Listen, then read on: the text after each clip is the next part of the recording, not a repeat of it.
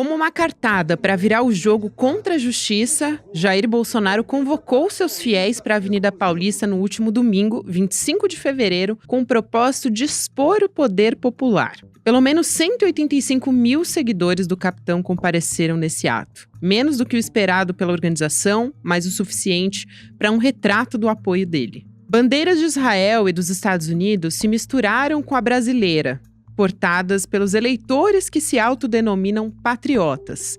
Entre eles, o discurso de desconfiança nas urnas, negacionismo, idolatria a Bolsonaro e aos militares. Inelegível e flertando com a prisão, Bolsonaro conseguiu provar que não é peça descartada no tabuleiro da política. Mas o ato não parece ter mudado o que o futuro tem reservado para ele na justiça. Terça-feira, 27 de fevereiro de 2024.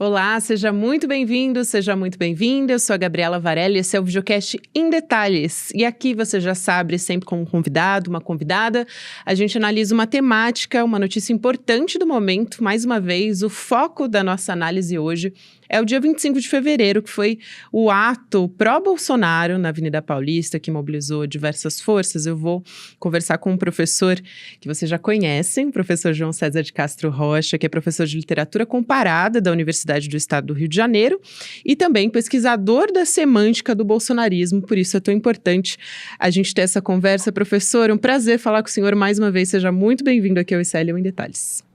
Igualmente, Gabriela. Muito obrigado pelo diálogo.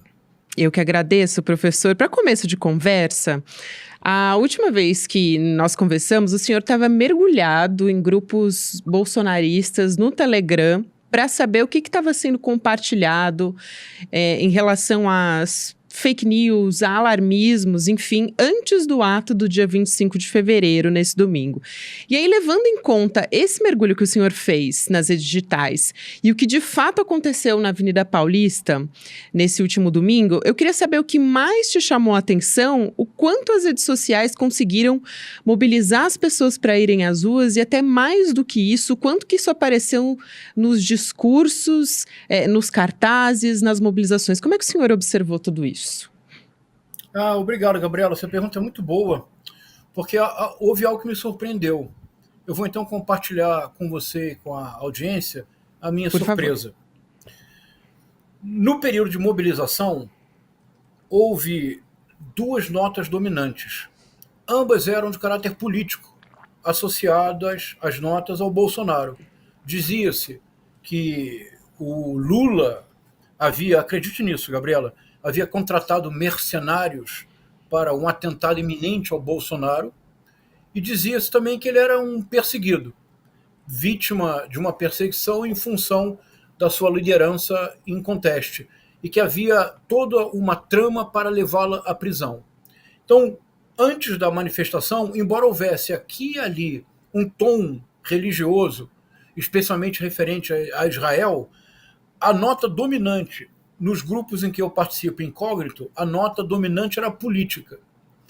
Pensando um pouco no que aconteceu ontem, até mesmo preparando a nossa conversa, Gabriela, eu acho que eu me dei conta de um ponto que me surpreende ainda agora. Vejamos o que você acha. A manifestação de ontem, ela não é fundamentalmente distinta de nada do que ocorreu na era Bolsonaro. A era Bolsonaro, de 2019 a 2022, nós assistimos uma série de manifestações políticas que tinham como finalidade emparedar politicamente instituições democráticas, especialmente o Supremo Tribunal Federal, não é verdade? Talvez de todas as manifestações antes da de ontem, a mais impressionante tenha sido a manifestação do 7 de setembro de 2021, quando Bolsonaro lotou a Avenida Atlântica, no Rio de Janeiro, tomou um avião, foi para São Paulo, lotou a Avenida Paulista e fez o discurso golpista mais veemente de todos nos seus 4 anos de governo, quando ele disse: acabou, para o ministro Alexandre de Moraes, etc, etc. Portanto, em tese, a minha impressão inicial é que o que teria acontecido ontem, desculpe, no domingo 25 de fevereiro, o que teria acontecido no dia 25 de fevereiro seria uma reedição de um ato político com a finalidade de emparedar politicamente instituições democráticas. Gabriela, não foi isso que aconteceu ontem. Foi também isto, mas de maneira mais pronunciada e muito mais preocupante, nós assistimos ontem, talvez, ao que tenha Dia sido 25, o isso. primeiro episódio sério de uma possível distopia contra a qual nós precisamos estar atentos e fortes desde agora. A que eu me refiro? Eu vou propor que ontem os historiadores do futuro talvez vejam na manifestação de ontem com 185 mil pessoas, segundo estudos do grupo muito sério, liderado pelo brilhante pesquisador Pablo Ortelhado, da USP, 185 mil pessoas no pico da manifestação, para que se compare no pico da manifestação do 7 de setembro de 2021, o Bolsonaro colocou 60 mil pessoas, ontem haveria o triplo, mas ontem, Gabriela, se você pensar na manifestação, você concordaria que havia um mar de bandeiras do Brasil e de Israel juntas? Que ontem a manifestação foi aberta por uma oração de Michele Bolsonaro, na qual ela disse, para nosso horror, que no momento em que a religião e a política se separaram, apareceu o mal. Uhum. Que quando Nicolas Ferreira discursou, ele disse, porque Moisés não entrou na terra prometida, mas sim Caleb. Aliás, nota ao pé de página, duvidosa analogia do Nicolas Ferreira. Moisés não entra na Terra Prometida pelo episódio conhecido como as Águas de Meribá, quando no deserto o povo israelense insatisfeito pede por água e Deus diz a Moisés que fale com a rocha, que da rocha a água sairá. Ele, um pouco perturbado pelas reclamações constantes dos israelitas, ele bate com o cajado na pedra, não fala com ela, não comanda como Deus ordenou, mas bate com o cajado, demonstrando a sua insatisfação. A água jorra, mas Moisés não entra na terra prometida, entra Caleb. A analogia que é porque Moisés, evidentemente, é Bolsonaro, Gabriela, e Caleb é ele, Nicolas Ferreira.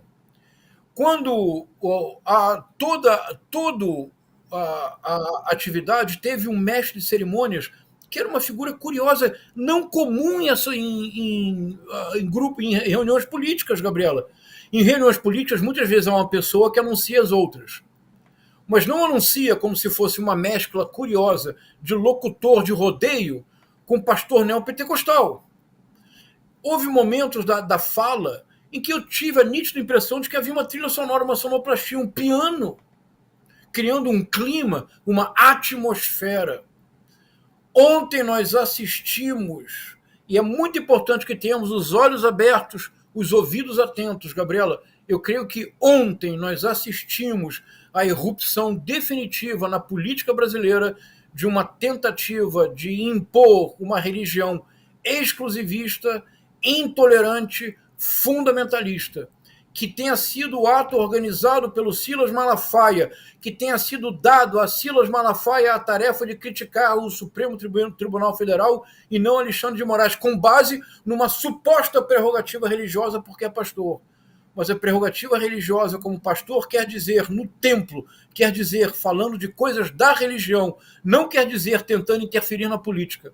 A fala inicial da Michele Bolsonaro, comovida às lágrimas, quando a religião e a política se afastaram, o mal surgiu. Gabriela, na política, a categoria do mal não tem sentido. Porque toda vez que eu trabalho filosoficamente com a categoria do mal, eu necessariamente desumanizo todo aquele que o representa. E se eu tenho a categoria do mal, eu tenho sobretudo a categoria do supremo bem. E o supremo bem sempre é o que eu represento.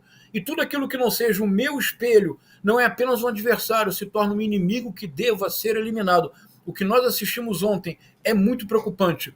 As 185 mil pessoas estavam lá por Bolsonaro, mas eu diria, talvez, também, ou sobretudo, por essa junção curiosa, Israel extrema-direita, Brasil. Eu assisti uma entrevista na televisão, e para aqui porque estou falando muito, eu assisti uma entrevista na televisão, eu acho que foi na TV 247, com um colega seu, que é um brilhante jornalista, Joaquim de Carvalho, que andou lá no meio e fez Entrevistou perguntas. 2 senhoras. Isso. E uma senhora diz, nós estamos aqui porque nós somos favoráveis ao Israel cristão. E o Joaquim de Carvalho pergunta, mas a senhora sabe que Israel não tem Cristo. Ela não entendeu a pergunta. Então, essa profunda... E veja, ao dizê-lo, não é uma crítica nem a quem é cristão, nem quem é judeu. Na cultura hebraica, na religião judaica, o Cristo não é o Messias. O Messias não chegou ainda, o que implica uma concepção de tempo muito complexa e outra, em que o futuro está sempre em aberto. Tanto que para a cultura judaica, hoje, Gabriela, nós estamos no ano... Verifique, por favor, Gabriela, é 5.700 e algo. E é 5.700 e algo porque o Messias não chegou. Então a ideia do arrebatamento, do retorno do Messias, não faz sentido na cultura hebraica, porque o Messias, para a cultura hebraica, não chegou. Não o digo como uma crítica, é uma constatação objetiva da filosofia de tempo da cultura hebraica. Então, o Israel cristão desta senhora é um delírio, Gabriela. É uma incoerência profunda, é um delírio completo. Mas este delírio tornado coletivo, esta ilusão tornada coletiva, mobilizando 185 mil pessoas para ir à Paulista, fazendo um mar de bandeiras de Israel, é talvez ainda mais preocupante, Gabriela, não pela Associação Israel, todo respeito à cultura judaica, ao povo judeu, não se trata disso. Eu estou me referindo a uma instrumentalização realizada pelo neopentecostalismo brasileiro, sobretudo por Michele Bolsonaro, Nicolas Ferreira, cujas consequências podem ser propriamente dramáticas para o futuro da democracia no Brasil. Só que, professor, exatamente. O senhor trouxe muitos pontos fundamentais, só que trazendo que em 2023, né, a primeira metade do ano de 2023, a gente estava de acordo, né, com a cultura hebraica no ano de 5.783. Então, só aqui para trazer essa informação aqui. Eu acho muito importante isso que você fala sobre o dogma religioso, professor, e aí eu queria trazer aqui alguns pontos de análise para a gente debater aqui. O pesquisador, o Davi Nemer, que é antropólogo também, ele trouxe a análise de que 2 forças monopolizaram o bolsonarismo para ir às ruas na Avenida Paulista nesse dia 25. Inclusive aqui, só para esclarecer, né, para quem está nos ouvindo, a gente está dizendo ontem aqui, porque esse programa está sendo gravado na segunda-feira 26. Então, ele vai ao ar no dia 27, terça-feira. E aí, um dos casos foram as fake news a respeito da Ilha de Marajó, aquela história da Damares que surgiu no período eleitoral, em campanha pró-Bolsonaro, a respeito de um abuso sexual que nunca se comprovou contra as crianças, enfim, uma história absolutamente horrorosa sobre retirada de dentes das crianças, enfim, para abuso, né? E também a cobertura da imprensa. O Davi Nemer ressalta sobre a fala do presidente Lula sobre Israel, ou seja, a maneira como a imprensa fez essa cobertura. Isso me chamou muito a atenção. O senhor acredita que o discurso de Lula sobre o genocídio em Gaza inflamou, como querem colocar alguns especialistas na imprensa esse ato de domingo? A gente falou até um pouco no ICL Notícias segunda edição, a sua avaliação de que o bolsonarismo, e a minha também, inclusive, encontraria outra narrativa de causa e consequência para daí às ruas. Mas tem outra questão que é, quanto que um assunto internacional consegue mobilizar fortemente as ruas, e no Brasil, historicamente, não costuma ser assim, na realidade brasileira. E também o terceiro ponto seria justamente a cobertura da imprensa, que eu comentei, que é uma leitura do antropólogo Davi Nemer. Eu admiro muito o trabalho do Davi Nemer. Ele tem um livro muito importante, que é Tecnologia do Oprimido, e que é um livro bastante interessante a pensar o contexto contemporâneo, porque, em alguma medida, a repercussão da fala do presidente Lula, nem tanto pela crítica ao genocídio e aos crimes de guerra do governo do Netanyahu, mas a associação feita entre Hitler e o Estado de Israel nos grupos de WhatsApp, do Telegram e do WhatsApp foram um rastilho de pólvora.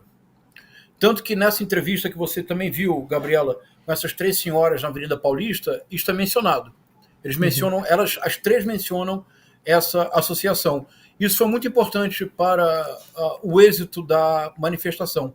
A utilização muito ágil da extrema-direita bolsonarista dessas falas, sem dúvida alguma, incendiou a manifestação e ajuda a compreender essa autêntica onda de bandeiras de Israel. E, aliás, o ministro das Relações Exteriores de Israel publicou, logo depois da manifestação, um tweet, mais uma provocação, dizendo justamente, lançando mão numa alusão a esta fala. Então, isso, de fato, foi importante, sim.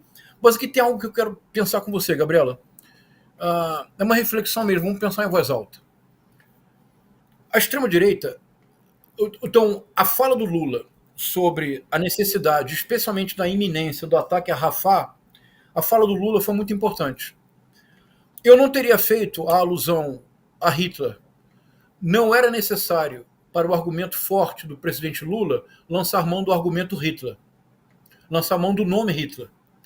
Bastava dizer o que precisa ser dito, é um genocídio inaceitável. Isso, de fato, deu força para o Netanyahu e para a extrema-direita bolsonarista. Mas se o presidente Lula não tivesse usado o nome Hitler e tivesse dito genocídio, de igual forma eles teriam aproveitado. Se o presidente Lula não tivesse dito genocídio nem o nome Hitler, eles igualmente teriam aproveitado dizendo que o presidente Lula não condenou o Hamas. Se o presidente Lula tivesse condenado o Hamas, eles ainda assim criticariam dizendo que a condenação não era suficiente. Ou seja, o que eu quero dizer é o seguinte, Gabriela, é que nós precisamos realmente, isso é um apelo que eu tenho feito para a reflexão de todos nós precisamos começar a libertar as nossas pautas e as nossas mentes do caos cognitivo produzido pela extrema-direita. Por exemplo, a semana passada, o deputado federal Gustavo Gayer, se nós formos falar em mal, ele é o verdadeiro agente do mal.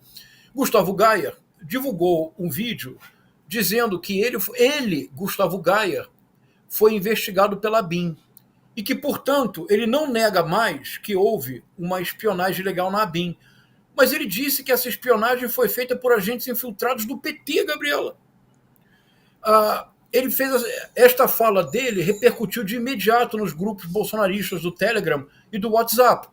Então, nós precisamos, em alguma medida, nós vamos precisar encontrar um equilíbrio difícil, porque, veja, como jornalista no seu caso, no caso de Série Notícias, vocês têm que repercutir essas falas e refletir sobre elas. Nós temos que encontrar um equilíbrio entre isto e precisamos começar a nos libertar desta pauta. Então, vamos pensar um pouco na manifestação do domingo? Posso, com você, pensar 2 pontos? Sim. Vamos lá.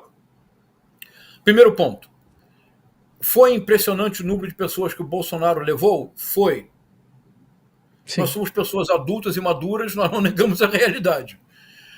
Ele comprovou, como aliás eu disse numa conversa com você, num dos programas do ICL, que só há 2 políticos capazes de mobilizar multidões: o presidente Lula e o ex-presidente Bolsonaro.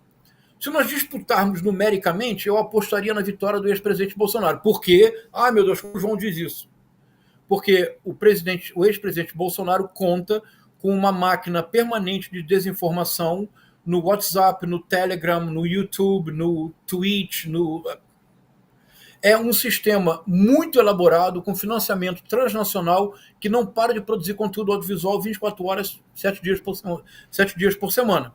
Mas são os 2 únicos políticos que podem levar a multidão para a rua. É uma surpresa que ele tenha levado 185 mil? Não.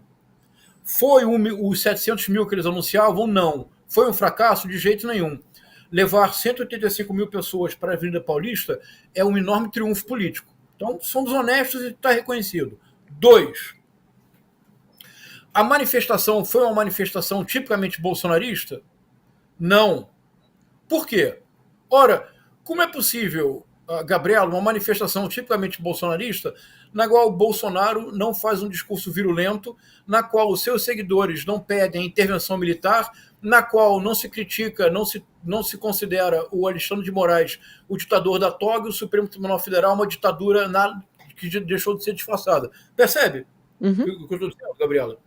É que a manifestação de ontem, pela sua contenção, pela impossibilidade do Bolsonaro ser Bolsonaro, da multidão bolsonarista ser multidão bolsonarista, foi, curiosamente, uma manifestação que é um triunfo político, mas que, ao mesmo tempo, anuncia um certo declínio de determinada maneira de ser bolsonarista. Virulenta, agressiva, sem limite, sem freios. Pelo contrário, ontem o que houve o tempo todo foi freio. Agora, quem é que... Então, terceiro ponto. Então, primeiro ponto. Foi um êxito? Foi. Negá-lo a infantilidade? Foi. Êxito em que medida? Não exatamente um êxito bolsonarista, Gabriela. Porque a manifestação parecia tudo menos uma manifestação bolsonarista. 3. Então, em que direção caminhou o êxito? A manifestação de ontem foi muito mais neopentecostal do que bolsonarista. O que isso quer dizer? Proponho. Em 2018, o eixo da ação política era o Bolsonaro. Veja, e nós temos que reconhecê-lo com a mesma honestidade intelectual de sempre. Jair Messias Bolsonaro, em 2018, foi o maior fenômeno político de toda a história da nova república, superior ao Luiz Inácio Lula da Silva em 2002. De novo, João, como é que você diz isso? Objetivamente, em 2018, com um partido ridículo, o Jair Messias Bolsonaro elegeu-se presidente da República sem tempo na televisão, sem ainda estrutura partidária, por exemplo, com a qual contava o Fernando Haddad e o Geraldo Alckmin, e ele não somente foi eleito presidente da República, ele elegeu uma multidão de anônimos, deputados estaduais, federais, senadores e governadores. De acordo, Gabriela? Então, na nova República, nunca um político ganhou tanto voto e propiciou tantos votos quanto o Bolsonaro em 2018. Nós somos sempre honestos e é preciso dizê-lo. Então, em 2018, o Bolsonaro trouxe a reboque o bolsonarismo. Já em 2022, aconteceu algo muito curioso, que foi a inversão desse modelo. Em 2022, na eleição, na verdade, o grande derrotado da eleição foi o Bolsonaro. O grande vitorioso foi o presidente Lula, com a sua extraordinária capacidade de tecer acordos. Quase nós poderíamos dizer com bom humor que em 2022 quem venceu as eleições foi a terceira via, Gabriela. Só que o Lula virou a terceira via. Ele trouxe a Marina, a Simone Tebet, o Geraldo Alckmin, todos se declararam a favor do Lula e da Frente Ampla. A Frente Ampla, a ideia de Frente Ampla de defesa da democracia contra o autoritarismo bolsonarista foi a verdadeira terceira via de 2022. Em 2022, o Bolsonaro só chega no segundo turno, proponho, porque o bolsonarismo em 2022 já era mais forte que o Bolsonaro. Foi o bolsonarismo que carregou o Bolsonaro para o segundo turno. Ele quase perde no primeiro turno. Na manifestação de ontem, o bolsonarismo, a partir de ontem, eu proponho, Gabriela, ele não mais sobrevive sem o neopentecostalismo. Se em 2018 o voto evangélico foi fundamental para a vitória do Bolsonaro, em 2018 a pauta bolsonarista era guerra cultural. Continua sendo guerra cultural no ano inteiro de 2019, em 2020, até a pandemia. Quando, pela primeira vez, na crise da pandemia, o Bolsonaro cai a 20% de aceitação, de aprovação popular, pela primeira vez, ele cai a 20%, chega a 19%, é quando, então, o neopentecostalismo dá as mãos a Bolsonaro, o sustenta, o leva adiante, permite o segundo turno e permite que ontem 185 mil pessoas tivessem estado na Paulista. O que eu estou propondo como hipótese para a nossa reflexão é que, a partir de ontem, o bolsonarismo, como movimento político de massas, se dissociar do neopentecostalismo, deste violento, exclusivista do Antigo Testamento, ele tende a desaparecer do cenário político. Se esta hipótese fizer algum sentido, o que nós assistimos ontem foi muito maior do que imaginamos, mas muito menor para o próprio bolsonarismo. Professor, isso que você traz, essa análise é absolutamente fundamental e também me chamou a atenção como um dos pontos principais. Tiveram diversos elementos que se diferenciaram de outras manifestações pró-Bolsonaro. Inclusive, a gente estava falando aqui a respeito de redes sociais, só para não deixar escapar também, mas a gente teve, por exemplo, cartaz de Bolsonaro ao lado de Benjamin Netanyahu, como escrito em hebraico, as pessoas tiraram fotos sem saber que que, na verdade, o que estava escrito era genocida. O Marcelo Rubens Paiva, inclusive, fez uma postagem mostrando isso. Também vampetaço colocado na parede para chamar atenção para o cessar-fogo. Quer dizer, tudo isso também acabou saindo das redes sociais e foi um fenômeno que chamou atenção também na Avenida Paulista. Agora, eu quero trazer uma questão, na verdade, a gente já está chegando ao final, mas eu não queria deixar de colocar aqui, professor, que é o seguinte, eu queria aproveitar esse espaço, porque a gente entrevistou o professor Vladimir Safatli, da USP, nessa segunda-feira. E eu trouxe a sua avaliação sobre a transformação do erro numa ilusão, segundo o ensaio de Freud. E o senhor pode ficar à vontade, inclusive, para explicar mais uma vez, mas eu trouxe já essa análise para o Safatli. E aí ele discorda do senhor e acho interessante, porque são duas posições absolutamente inteligentes, mas inteligentes com ponto de vista diferentes. E aí ele disse que a força desse processo de mobilização não pode ser... o que ele diz é que há questões concretas que levam os setores a apoiar a extrema-direita, né? E que o importante é olhar o que nós, como esquerda, temos para oferecer. E aí levo também a uma entrevista que ele acabou dando na Folha de São Paulo, né, falando sobre uma morte simbólica da esquerda, e que hoje a extrema-direita, na verdade, se consolida como a única força real no país. Isso foi o que ele disse. Mas ele traz isso como um aumento da vulnerabilidade das pessoas, e as nossas respostas como forças progressistas e de esquerda não dão conta dessa crise. Eu queria ouvir o senhor a respeito disso, sobre essa crítica, principalmente porque ele acabou chamando de psicologicização. Então, eu queria ouvir o senhor a respeito disso também, aproveitar esse espaço aqui para te ouvir nesse final da nossa conversa, por favor. Claro, muito obrigado, Gabriela. Olha, eu admiro muito o trabalho do Vladimir Safatli, e eu vou concordar com o desacordo dele. E no seguinte sentido... Concordamos em discordar. Estamos falando de dois níveis diferentes. Isso é muito comum, às vezes, em diálogos, quando se propõe uma hipótese, ela diz respeito a um determinado nível. Nenhuma hipótese, nenhuma teoria esgota o real. São sempre níveis que nós procuramos abordar. O nível que eu procuro abordar, trazendo Freud para a discussão, é de tentar entender como é possível que alguém diga Israel cristão. Essa é toda a minha questão. Em lugar de simplesmente dizer, veja que equívoco absurdo, veja que coisa caricata, eu dou um passo atrás e eu quero realmente entender como é que essa pessoa, que é uma pessoa obviamente inteligente, capaz de se expressar, como é que ela não se dá conta dessa incoerência interna que, de uma certa medida, inviabiliza todo o argumento. Então, eu recorro a alguns psicólogos, um psicólogo social, o Leon Festinger, o pai da psicanálise, o Freud. Se eu recorro a um psicólogo social e ao pai da psicanálise, necessariamente a minha perspectiva neste particular, ela é psicologizante. Caso contrário, eu não recorreria ao Freud ou ao Leon Festinger. Então, de acordo, é uma perspectiva psicologizante que tenta dar conta do imaginário. Isto é, como é que se forma um imaginário coletivo a partir de premissas cuja incoerência interna é tão óbvia para todos nós. Então, esse é o sentido que eu trabalho com essa hipótese do Freud. Em relação ao ponto que o Safatli levanta, eu estou totalmente de acordo, Gabriela, só que são planos diferentes. Um é o plano discursivo do imaginário, o outro é o plano concreto do dia a dia. E o Safatli tem toda a razão. Já escrevi e tenho dito em muitas ocasiões que o campo progressista precisa distinguir com bastante clareza certos pastores mercadores de fé, e nós sabemos todos quais são. Um deles, o maior deles no momento, é o Silas Malafaia, que organizou a manifestação do domingo, e nós precisamos separar estes pastores mercadores de fé dos fiéis.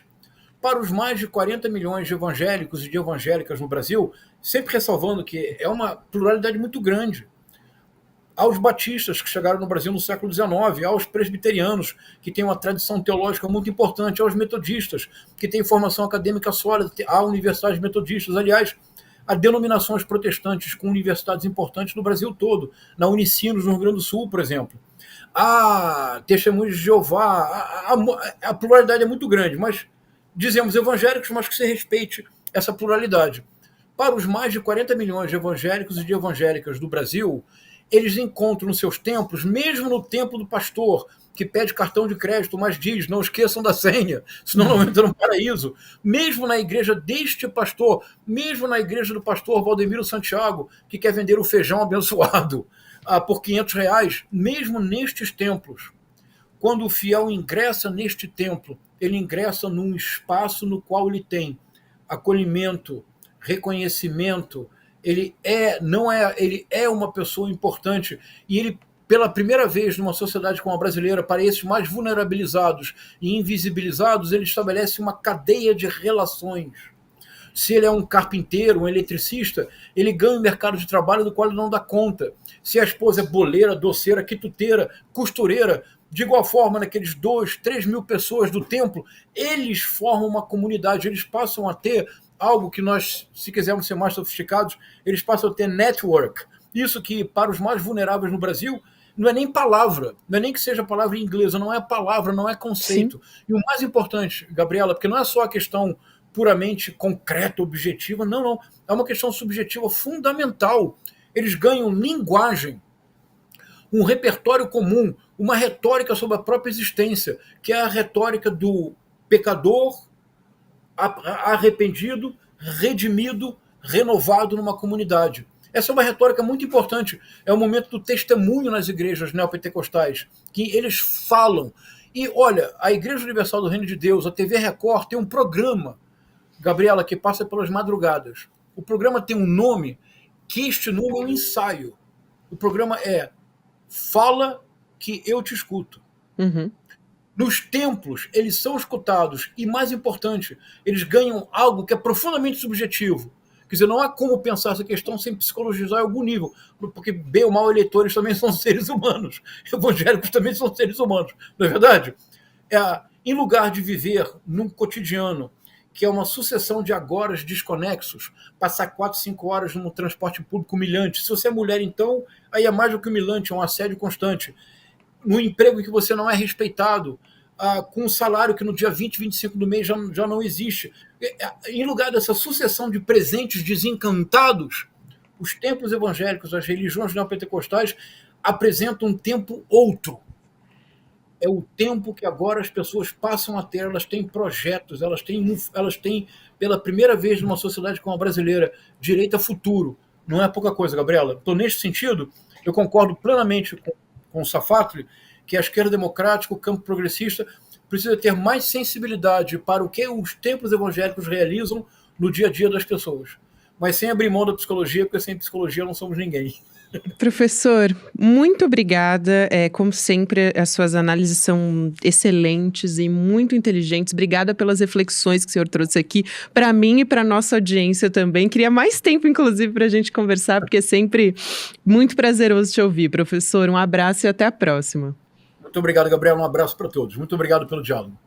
Até mais. Professor João César de Castro Rocha, ele é professor de literatura comparada da Universidade do Estado do Rio de Janeiro e também pesquisador da semântica do bolsonarismo. A gente vai falar antes aqui, nesses minutinhos finais, sempre importante lembrar para você que o nosso Empreendedor Mestre vai ser lançado agora, uma plataforma de formação completa de empreendedorismo e gestão de negócios. E não é papo de coach, é um curso que tem o mesmo volume e a mesma qualidade no sentido de professores e de aulas do que o MBA, só que ele é mais acessível e ainda dá para você fazer, né, esse curso de graça se você conseguir, for uma das 50 pessoas que trouxerem mais indicações para receber bolsa integral. Então, no dia 29, agora quinta-feira de fevereiro, 8 horas da noite, você pode se inscrever, fazer a sua inscrição em detalhes.com.br e aí nessa página você pega o link, compartilha com os teus amigos e você tem essa chance. Quanto mais gente você conseguir chegar, mais chance você tem para conseguir essa bolsa integral. Fica a dica para você, agora você fica com Mercado Investimentos, depois tem Rolê ICL, 6 horas da noite, ICL Notícias, segunda edição. Lembrando que a gente está também em todas as plataformas de áudio. Muito obrigada e até amanhã. Os coaches de final de semana e os falsos gurus da internet gostam de dizer que para você ter sucesso e ganhar muito dinheiro, depende só de você. Bullshit, papo furado, mentira, das piores possíveis. O jogo é muito mais duro do que você imagina e as chances são todas contra você. Mas dá para vencer mesmo nesse sistema, hackeando com as regras deles, com muita ciência, muita técnica e muito conhecimento. Eu resolvi reunir os melhores professores e professoras do Brasil nas áreas de empreendedorismo e negócios para poder criar o melhor programa de formação que esse país já viu. Empreendedor Mestre. Um curso onde a gente vai ensinar para vocês ferramentas de finanças corporativas, marketing digital, técnicas de apresentação e tudo mais que você precisa para conseguir ter mais chances do que a média. Para você se inscrever nesse curso é muito simples. Só clicar no botão Saiba Mais. Em poucos segundos você vai estar inscrito, gratuitamente. Repito, chame seus amigos e amigas para participar também. Ninguém pode perder essa. Ele acontece no dia 29 de fevereiro, uma quinta-feira, às 8 horas da noite. Põe aí na agenda. No dia de ano bissexto, a gente tem um evento marcado.